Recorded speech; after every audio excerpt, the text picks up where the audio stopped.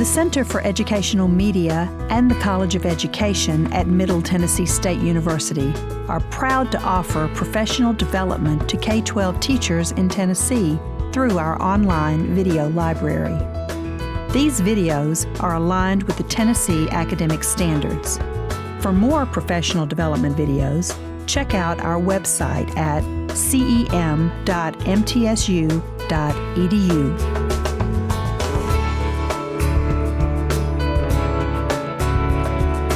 This video is aligned with the following Tennessee academic standards.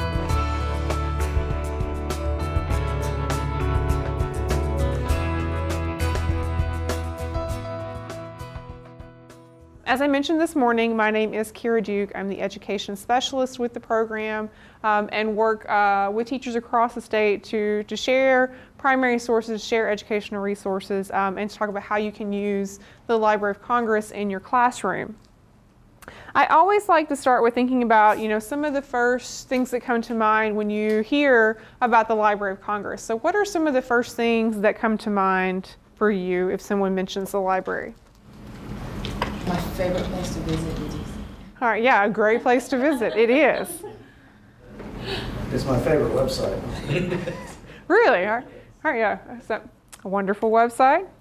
Rich with resources? I get a poem a day from the Poet Laureate. Oh, okay. Very cool, yeah. Yeah, the Poet Laureate, they send out, you can sign up for all kinds of different mailing lists through the Library of Congress. You can easily fill your inbox.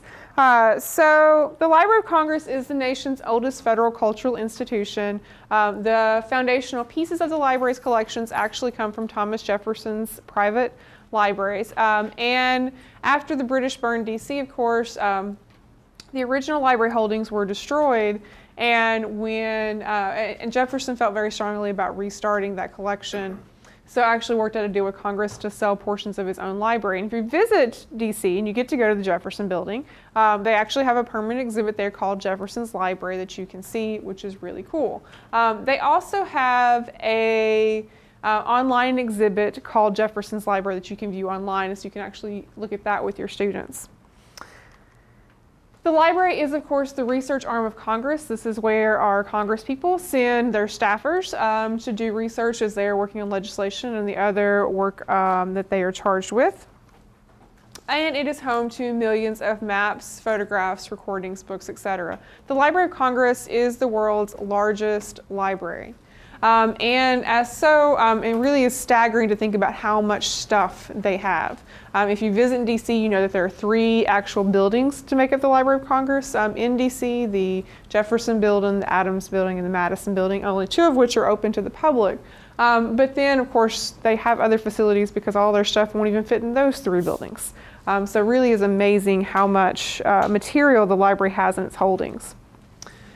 So Teaching with Primary Sources is the educational outreach program for the library, and it has evolved over the years. If we think about just 20 years ago, digital collections were a very new thing at that point. And so as they came into fruition, and as the Library of Congress started digitizing some of its materials, they started these education programs to have conversation with educators about how to use those materials in the classroom, and to also spread the word that you don't have to physically visit DC to make use of these materials. And so Teaching with Primary Sources has evolved out of kind of a multiple different programs they've done for education outreach over the years. So what we hope to do with Teaching with Primary Sources is, one, to have a conversation with educators about the types of materials that are available through the library's collections, but then also to think about how we use primary sources. We have so many that are now available to us through the internet. What do we do with them? How do we make use of them in the classroom? How do we get students to engage with those sources in a way that is going to be productive for their learning and productive for classroom use? And so that's kind of what we hope to accomplish with our program. The other thing we want to do, of course, is to talk about how to use the Library of Congress website. If you're new to the website, it can be a little overwhelming, just the sheer number of resources that are available through the site. The way it's layered, it is just staggering how much is there at the click of your mouse. So a lot of what we do is think about kind of ways to make it more time efficient for you. We understand that teachers don't have hours upon hours to dig through digital collections to find that one perfect primary source to use in their classroom the next day. So what we hope to do is, one, to give you tools to do it on your own, to do it in a time efficient way, but then also to go through and pick out things that we know will work with the curriculum. And so can give you kind of a curated collection of items that will fit within the curriculum standards. Now, in Tennessee, the program is housed at Middle Tennessee State University within the Center for Historic Preservation. The center is one of two centers of excellence at MTSU, the other being the Center for Popular Music.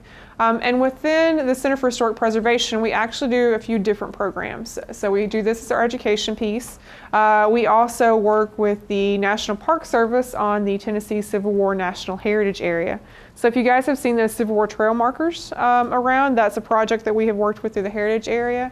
We also work with different historic sites and landowners who have properties that relate to the Civil War to help them think about preservation, interpretation, and how they can help to tell those stories to a larger audience. We have also, of course, been working with a lot of the different events that have taken place around the state over the last several years as we have commemorated the Civil War, and of course are now looking at continuing that on and talking about the Reconstruction story. So that's another program the center does. We also work with the State Department of Agriculture on the Tennessee Century Farms program, so documenting farms that have been in the same family and are still operational after 100 years. And we do that, and there are farms across the state that meet those guidelines. We also work with different communities around the Southeast region to tell their histories, whether that be local stories or national stories, thinking about everything from doing driving tours to interpretive planning for museums to preservation planning, historic site reports. We do a lot of different things in a lot of different communities, and so you're liable to see us just about anywhere. Now, with our TPS program, our program is a little different than a lot of the others in the country, and there are currently about 24 different TPS programs in the United States. Now, one, we are very fortunate to have the program because not every state gets one. But what we have been able to do with ours is also to reach out to educators across the state. So instead of working with just a single school system or just a small region, we do try to service all of the teachers in the state of Tennessee and even some of those surrounding states as well. And we do this through a number of different things, but we don't spend our money on marketing. So if you find things that you think will be interesting or useful for yourself or for your colleagues, we ask that you just go back into your schools and share that information. Let them know about the free resources that are out there and that they can make use of these materials. Now, we do two functions to try to work with educators. One is to create materials, and we're going to spend some time looking at the website that we maintain where we put all of these different resources.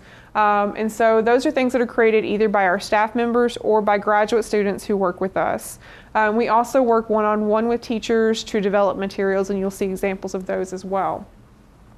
The other thing that we do is professional development. So whether it be workshops like this where we're partnering with an organization like Tennessee History Day, we also work a lot with the East Tennessee Historical Society in Knoxville. We work individually with school districts to come in and do different in-services and those kind of things. We also offer independent workshops that we do completely on our own. Some of those are strategy focused, so we're thinking about, how do we use primary sources, maybe specifically how do we use text sources, how do we connect with English language arts through primary sources. Sometimes they are content driven, so for example, we'll be doing a workshop here in September on immigration. We'll be doing that in Murfreesboro, thinking about immigration in the early 20th century. We do a multi-day institute every year in the summer, and for years we did that on Civil War topics, and we're kind of moving the timeline a little further now, and so this last year we did the Jim Crow era. We did that in Brownsville, and what we do with those, they're 3 days. We spend a day in the classroom, bring in a guest speaker to kind of give us historical background. We dig into the primary source material and look at what's available. And then we spend a day going out actually into the local community and looking at sites there that relate to whatever our theme is for the year. So for Jim Crow this year, we actually went and visited 4 different historic African American schools in rural West Tennessee.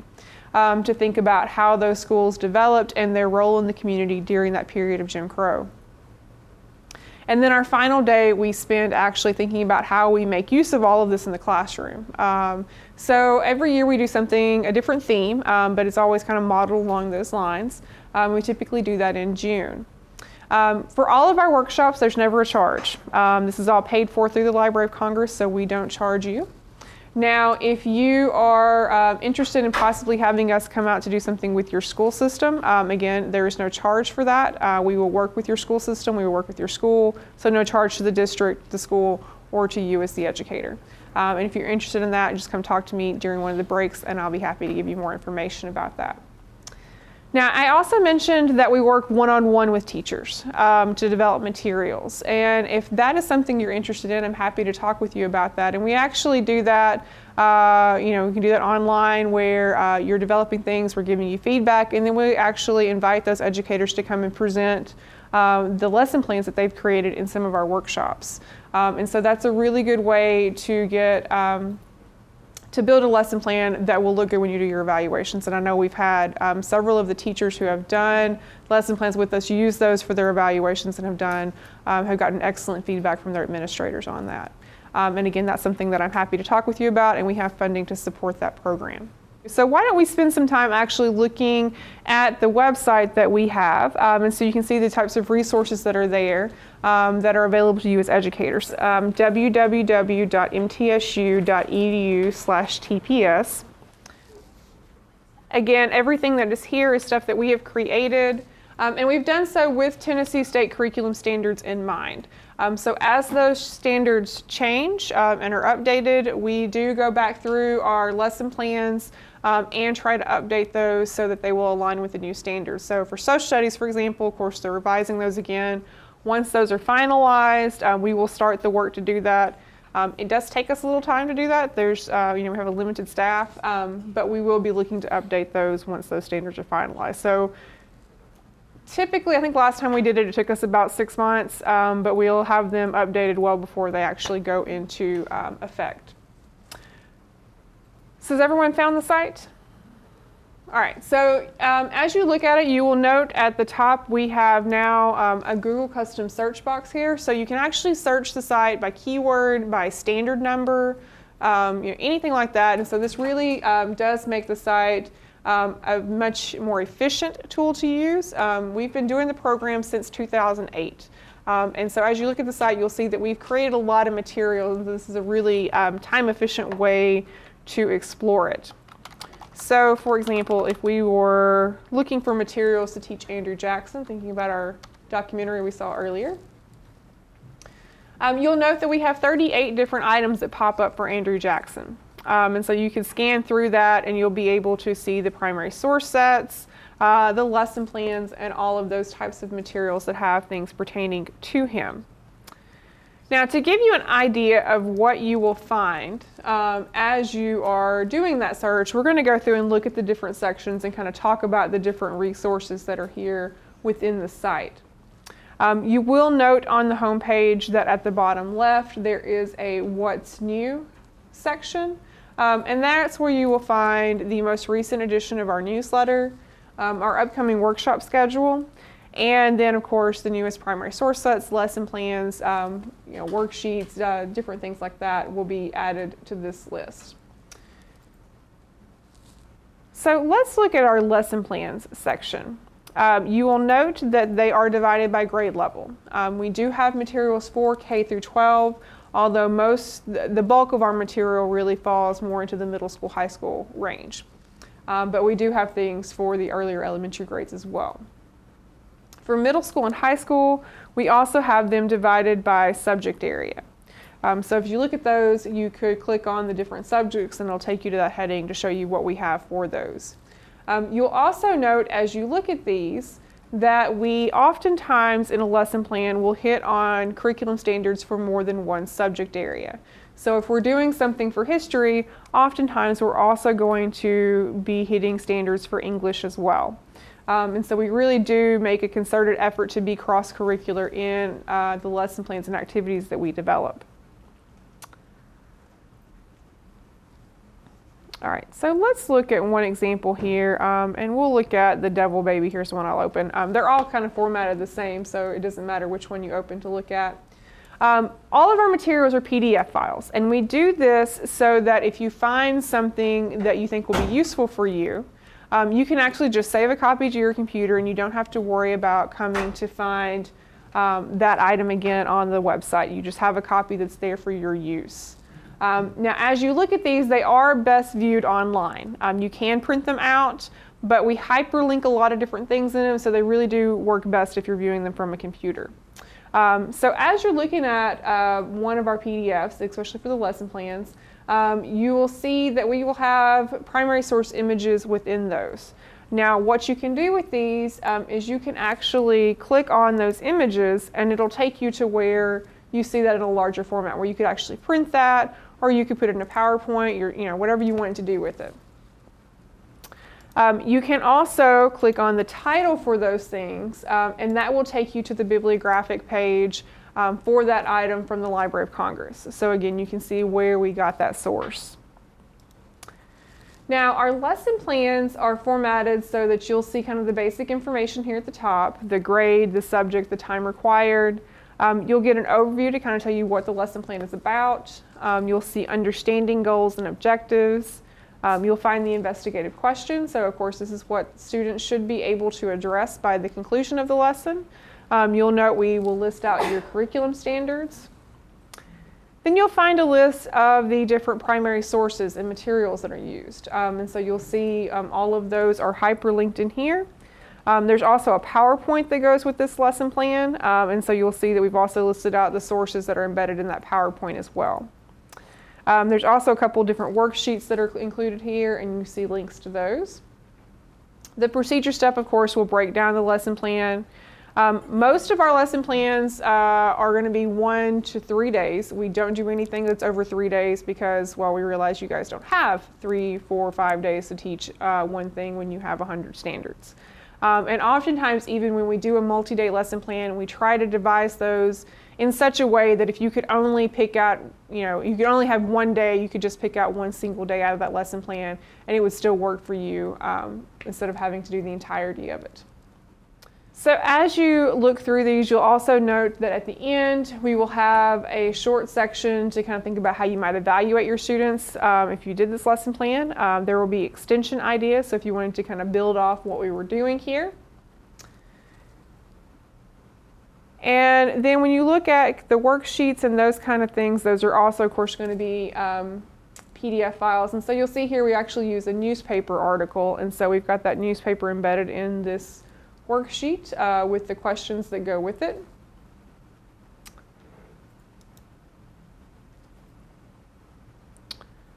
And of course you could download that PowerPoint there that goes with this lesson plan as well.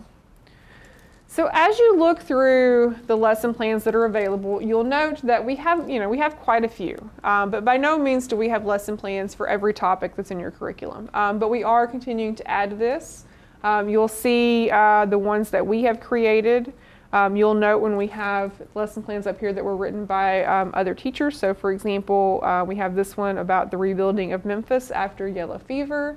That was written by Mark Scott, who teaches at Bellevue Middle School in Shelby County. So as you go through and look at this list, you'll kind of see what we have. If you have suggestions for things that you would like to see, we do work off suggestions, and we will put those kind of towards the top of our list. We do mostly have U.S. history related things. There are, for 6th and 7th grade, there are a few items for world history. So if you go back to that middle school range and you scroll down through here, you see there's one on illuminated manuscripts, touring ancient sites, Write Like a Sumerian. So there are a few. Again, we do way more so towards the U.S. history side of things. And partially that's because the library's collections are much richer for U.S. history than they are for world history. But I'm going to show you a few other things that we have for world history that can be helpful.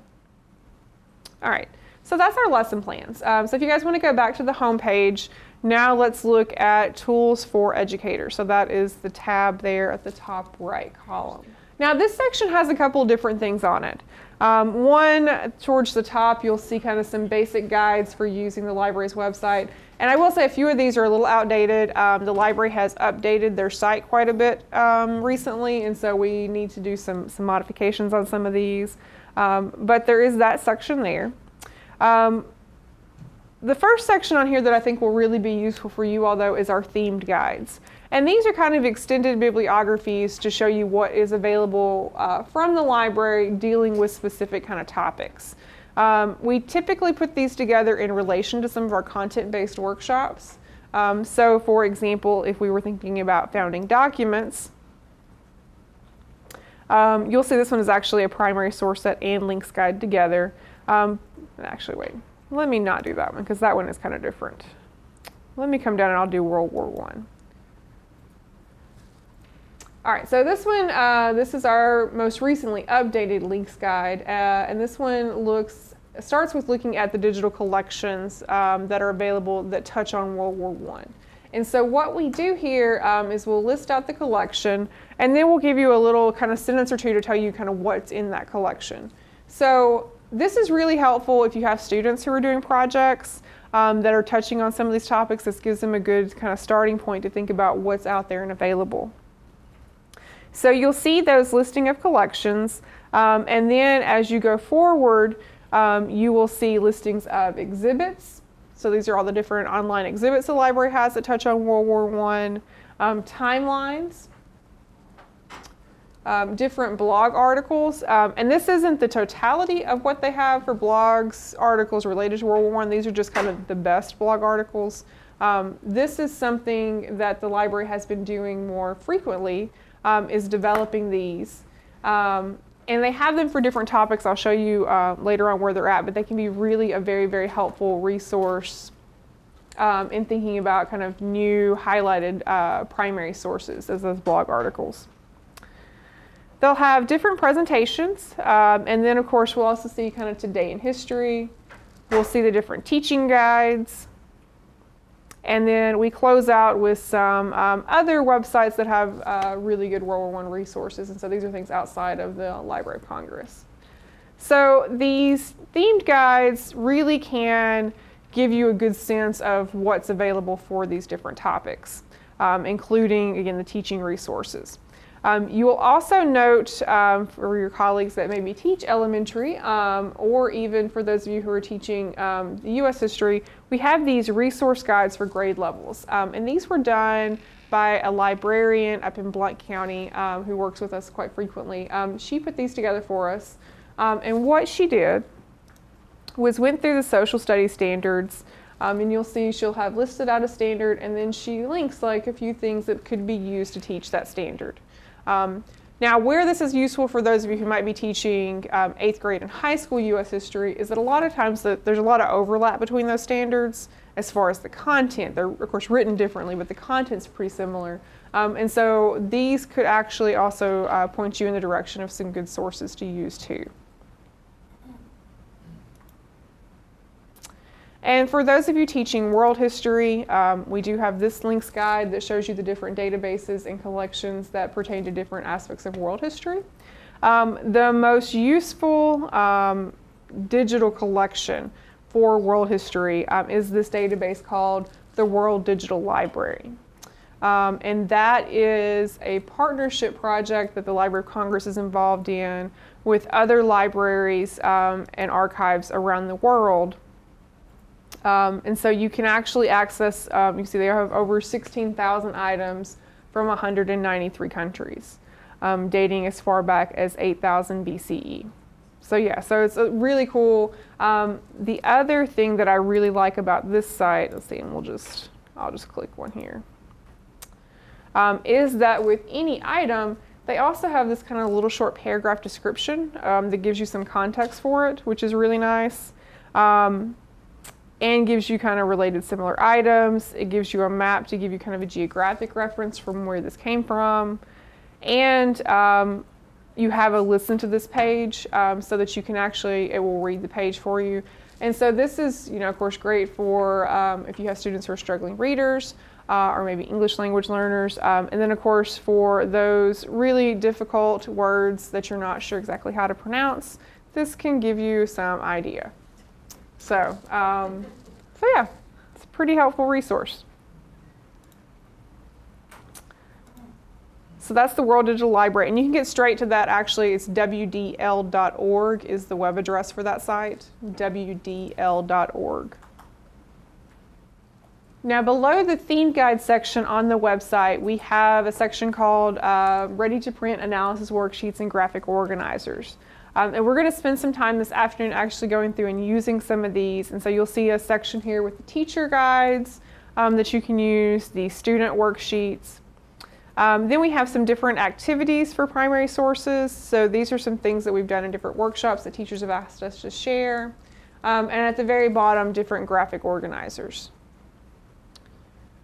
So, and with these, you see that they are, kind of blank, so you could definitely adapt these to use with just about any selection of sources. So that is our tools section. All right, if you guys want to go back to our home page, we'll look at primary source sets next. So what these are basically curated collections of sources. So we went through and tried to pick out the best items that the library has that we think that could be useful in a classroom. So as you look through this list, you'll see again we have quite a few. We are continuing to add to this, and in fact the next one we have that will go up will be about the Vietnam War. Yeah, Trail of Tears is the one we just put up. And so with any of these, you'll see there'll be a historical background section to kind of give you an overview, some suggestions for how you might use this, and then you'll see the sources. And so, this one here, the first page looks at different maps. We have some additional links for other resources.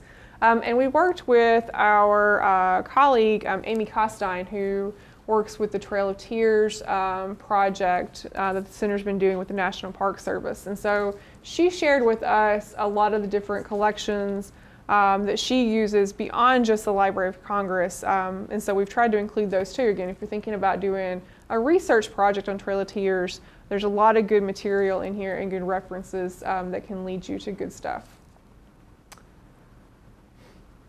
And you'll notice we go through that we really try to be very particular in showing a good range of different types of primary sources. And so you'll see illustrations, you'll see text, you'll see maps. We want to make sure that we're not just giving you one type of source. We want to encourage students, of course, to learn to be adaptable, to look at different types of sources, and so we want to be sure that we're representing that as well. And then at the end of the primary sources, you'll see citations. So we'll have a Chicago is the style we use, and so you'll see the citation for each of the primary sources included in the primary source set.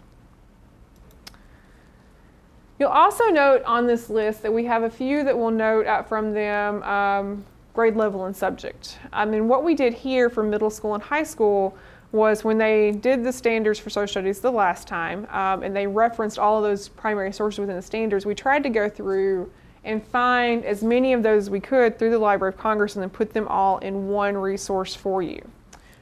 So for example, what you'll see is we took the unit headings from your standards, so for example, Civil War, and then students are supposed to be required to read, Lincoln's second inaugural address, the Emancipation Proclamation, the Gettysburg Address, and then Sam Watkins' Company 8. So we've listed, we've got links to all of those materials here, and then we include some other sources that could also be used within those units.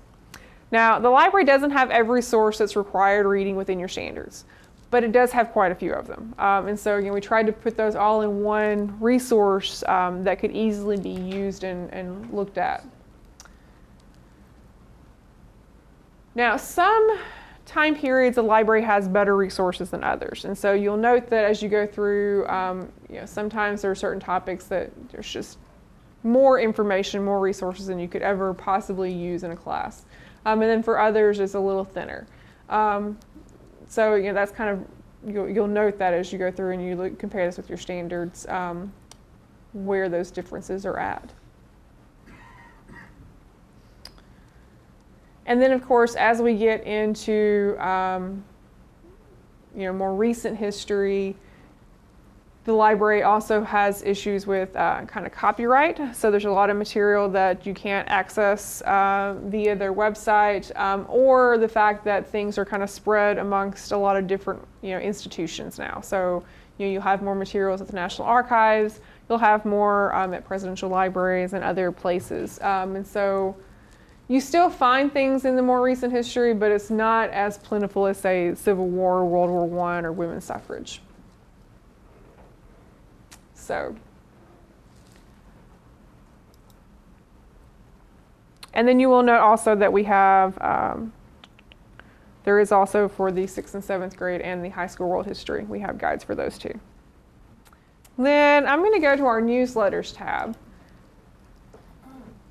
Now we try to make our newsletter a useful tool to have an ongoing conversation with teachers. And so every month we look at a different theme, and we'll actually highlight sources and develop lesson ideas that can be used as kind of a jumping off point for you.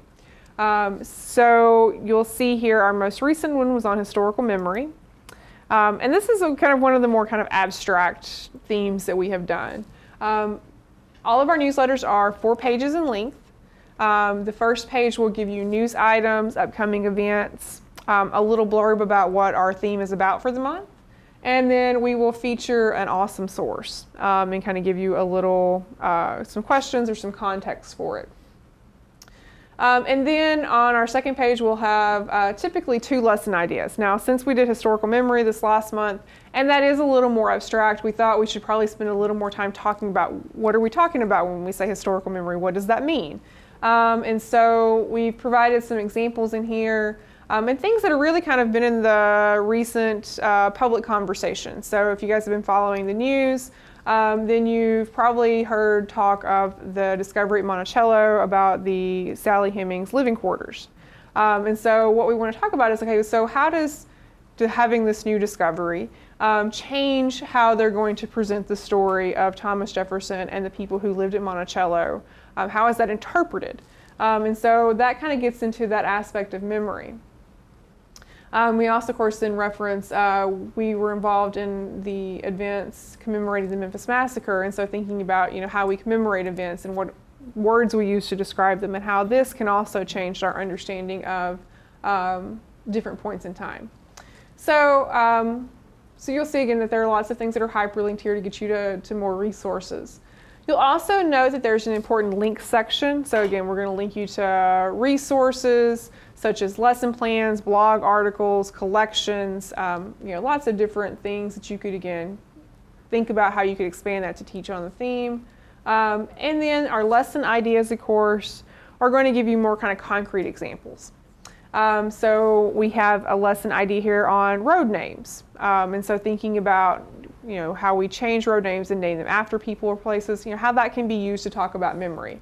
And this actually, at the very end, you'll see, we'll note how this ties into the curriculum. And so this can be adapted to actually meet first grade social studies standards, and you'll see that we actually listed out the particular standard. We also have lesson ideas this past month on the Vietnam War and looking at the memorial and the development of the Vietnam War Memorial. And then thinking about kind of pop culture references on historical memory. We talk about Gone with the Wind and comparing the relationships depicted in that film versus relationships depicted within primary sources. And we actually use some excerpts from the narrative of the life of Frederick Douglass to do those comparisons. And then on the final page, we will feature 4 additional primary sources and give you kind of some blurb, a little blurb with some questions and some context for those that you could use with students. So as you look at this list, this is where all of our past newsletters are archived. And like I said, we've been doing these. We started the program in 2008. We started the newsletters in 2009. So we've been doing them for 8 years. So that's lots of different topics that we've covered. Now, I will say, while we try to keep most of the site updated as the library's site changes and they change links, we don't go back and update links on past newsletters, largely because we just don't have the staffing to do that. So if you're looking at an older edition and you run across a link that's broken, that's where you can feel free to reach out and contact me or my colleague Stacy Graham, who does this program, and we'll be happy to help you track down what that new link should be. So again, keep that in mind as you're looking at these. When you look, you'll note that we cover a large variety of themes. So it's never the same thing twice as far as what we're doing. So we do everything from kind of media literacy and using text-based sources to civics education. There have been some, we did a math issue a few years ago. We've done art, children's literature. Really, we do a lot of different themes within the newsletter. If you're not currently on our list, and I've got your contact sheet now, I will get you added to that, so you'll start to get these every month. We send them out the first of each month. Our next newsletter, our topic is communism in the early 20th century, or in the 20th century. All right, and the final thing on our side I want to show you guys is our Civil War resources section. We put this page together because during the Civil War commemoration, the sesquicentennial commemoration, we were doing a lot of workshops, we created a lot of materials for Civil War, and so we thought we would just kind of put that all in one section so easily could be found. I want to draw your attention to the content resources here. These are short essays that were written by one of our colleagues who's a Civil War historian. And she did these for us typically in relation to one of our summer institutes. And so she looked at these different themes and thought about them in relation to what was happening in Tennessee with these. So for example, with home front, we talk a lot about what was happening on the home front in Tennessee. We think about emancipation, what was happening with emancipation in Tennessee.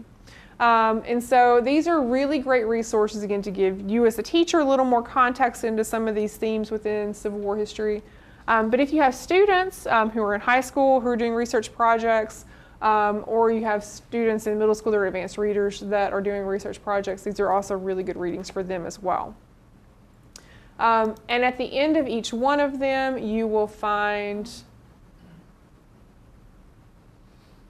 a resources section, so kind of a little bibliography to give you suggestions for other readings that are going to be particularly helpful for that particular theme.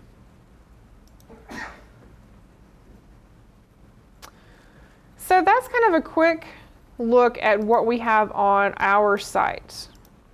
Questions? Now the essays you just mentioned, I got lost there. Now those are At the bottom? there. If you click on Civil War resources, Yes. and then if you look there into that, their content resources. Okay, thank you. Yeah. And I will say, if you like those supplemental readings, one of our recent additions to the lesson plans also includes one that looks at Pan-Africanism and Marcus Garvey. And that is this Back to Africa movement lesson plan. There's a supplemental essay that goes with it too. So if that's within your curriculum.